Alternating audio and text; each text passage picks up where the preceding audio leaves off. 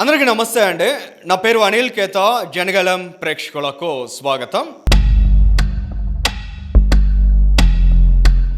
131వ రాజ్యాంగ సవరణ బిల్ వీగిపోయింది.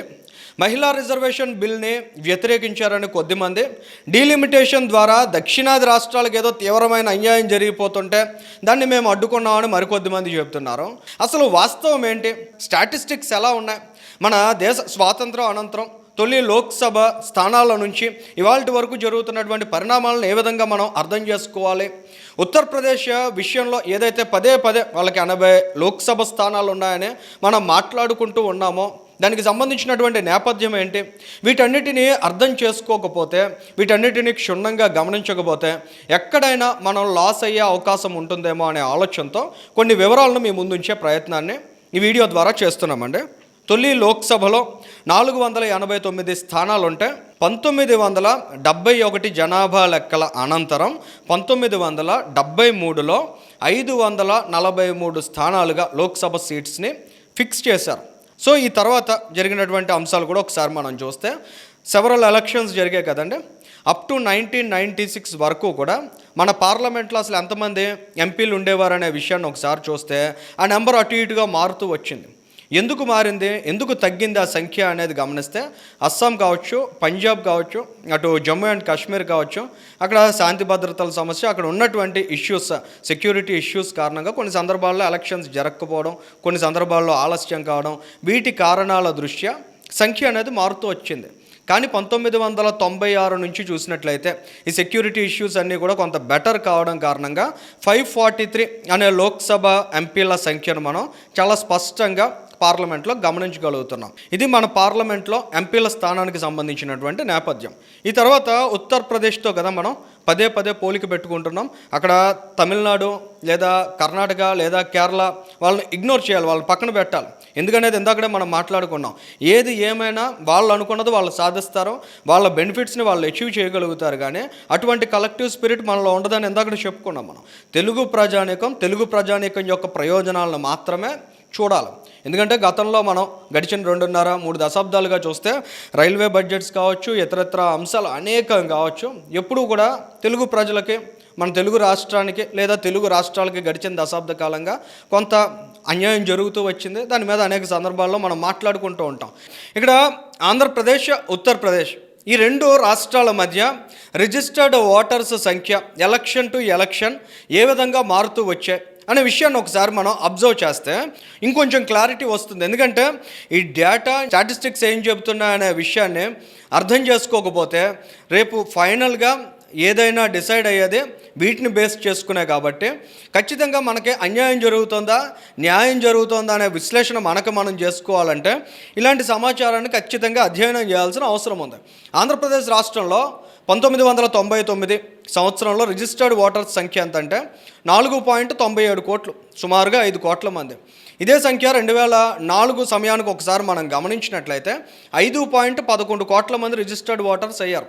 అంటే సుమారుగా 13 లక్షల మంది పెరిగారు. ఇక 2009 సంవత్సరం వచ్చే నాటికి 68 లక్షల మంది పెరిగారు రిజిస్టర్డ్ ఓటర్స్. 2014 రాష్ట్ర విభజన సమయానికి వచ్చేప్పటికి 70 లక్షల మంది రిజిస్టర్డ్ ఓటర్స్ పెరిగారు. అక్కడ ఉత్తరప్రదేశ్ రాష్ట్రంలో మనం గమనిస్తే 2002 అసెంబ్లీ ఎలక్షన్స్ వాళ్ళకి జరిగినప్పటికీ 9.98 కోట్ల మంది రిజిస్టర్డ్ ఓటర్స్ ఉన్నారు.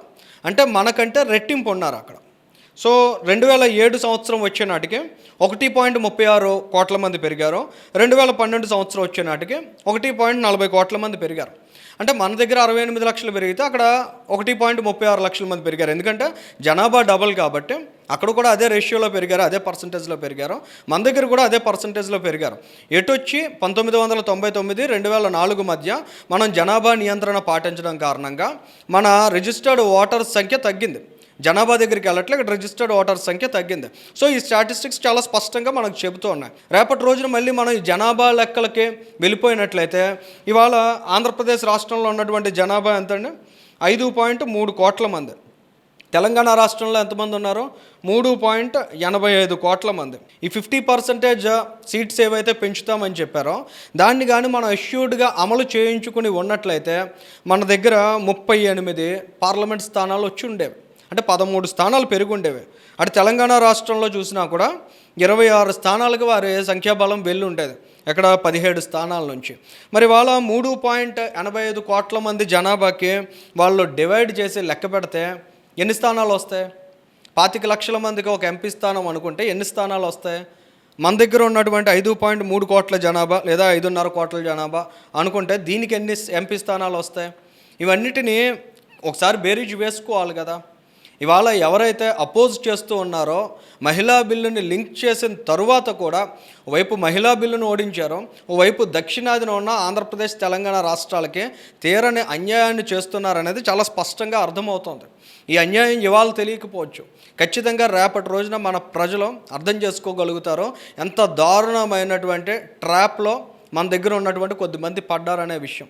అటు తెలంగాణ లేదా కర్ణాటక లేదా కేరళ వారితో పట్టుకుని వారి వెనక మనం ఈదినట్లయితే చాలా ఘోరమైన అన్యాయం తెలుగు ప్రజానీకానికి జరుగుతుందనే విషయం చాలా స్పష్టంగా అర్థం చేసుకోవాలి. మహిళలకు 33% రిజర్వేషన్ జరగాలంటే సెన్సస్ పూర్తవ్వాలి.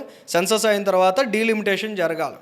ఇవాళ ఉత్తరప్రదేశ్ రాష్ట్రంలో జనాభా ఎక్కువ ఉన్నారంటే దానివల్ల వచ్చే డిసడ్వాంటేజెస్ను కూడా వారు ఫేస్ చేశారు. అక్కడ దాని కారణంగా వారు పేదరికాన్ని ఫేస్ చేశారు. దాని కారణంగా అనేక ఇష్యూస్ అక్కడ ఉన్నాయి. వాటన్నిటినీ ఫేస్ చేసింది వారే. సో పుట్టిన ప్రతి ఒక్కరికి ఓటు హక్కు ఉంటుంది. వారు తమ ఓటు హక్కు ద్వారా తమకి ఏం కావాలనేది సాధించుకోవాల్సినటువంటి రాజ్యాంగపరమైన రక్షణ కూడా వారికి ఉంది. సో ఇవాళ మన దగ్గర ఉన్నటువంటి సంఖ్యాబలానికి అదనంగా వచ్చేటువంటి అడ్వాంటేజ్ని మనం కోల్పోయామా అనే అనుమానాలు చాలా బలంగా ఇక్కడ ఎస్టాబ్లిష్ అవుతున్నాయి. ప్రజలు కూడా ఈ అంశాలన్నిటినీ ఒకసారి విశ్లేషణ చేయాలి, లోతుగా అర్థం చేసుకోవాలి. ఏం జరిగింది, ఏం జరుగుతోంది, రానున్న రోజుల్లో ఏం జరగబోతోంది, దాని కారణంగా మన రాష్ట్రానికి, మన సమాజానికి, మనకి జరిగేటువంటి నష్టం, లాభం ఏ విధంగా ఉంటాయి, ఇలాంటి విషయాలన్నింటినీ క్షుణ్ణంగా అర్థం చేసుకోవాల్సిన అవసరం ఎంతో కనిపిస్తుంది. ఈ వీడియోకి సంబంధించి మీ అభిప్రాయాన్ని కూడా కామెంట్ చేయండి. Thank you.